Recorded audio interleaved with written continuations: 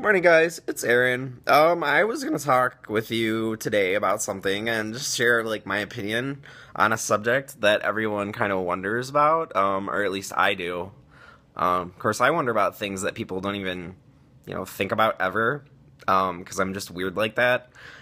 My video today, was gonna be about like gay men and the whole like protocol thing when it comes to like, polyamorous versus monogamous, and what constitutes a hookup and what constitutes a date, and maybe like who pays first. I mean, when it's two guys, you don't know, should it be the masculine partner, should it be the feminine partner that pays, should it be the one who maybe invited that person out on the date?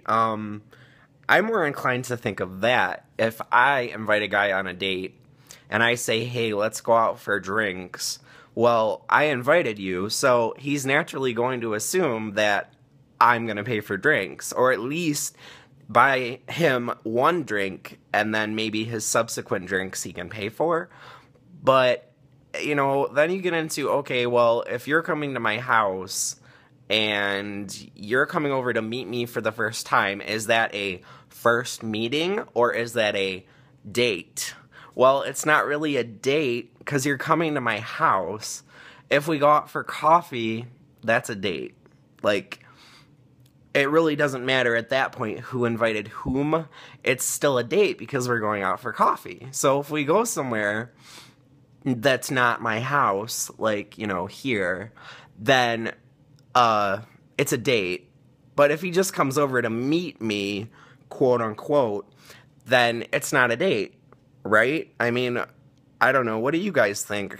And then the other thing I said about was the whole polyamorous versus monogamous. Monogamy is obviously where you're in a relationship with one person. So it would be me and another guy. And there would just be two of us, and there would not be additional partners.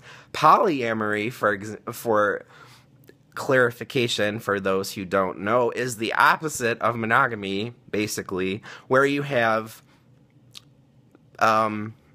basically three partners, or maybe you have one partner that's your partner, and then you have an additional guy on the side for both of you to, I guess, be with, if you so desire. Sometimes that can be considered a triad, because you'll have, a guy and another guy that are a couple, and then you have an additional guy who kind of pops in every now and then. That's a triad.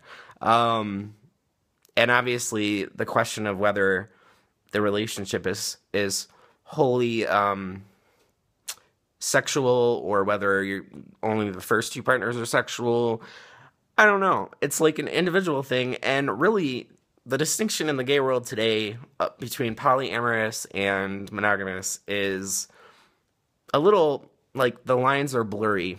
It depends who you're talking to. I have a different opinion on what I think about polyamory versus monogamy than, Christopher up the street, who says, oh, well, polyamory is this, and monogamy is this.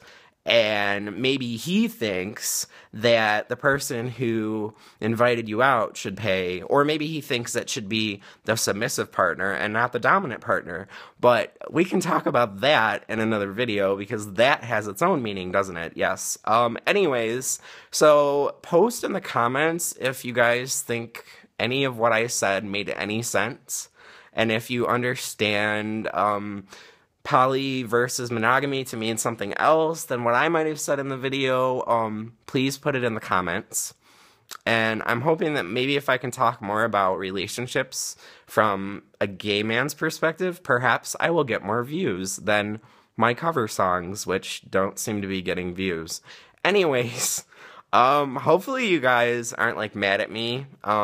Well, you can't be mad at me, because I didn't really tell you what I think of polyamory versus monogamy. I just kind of defined them for you. Yeah, I might have an unpopular viewpoint on those. Anyways, guys, hope your morning's going good, and it's almost noon here. But have a good day, and thank you for watching.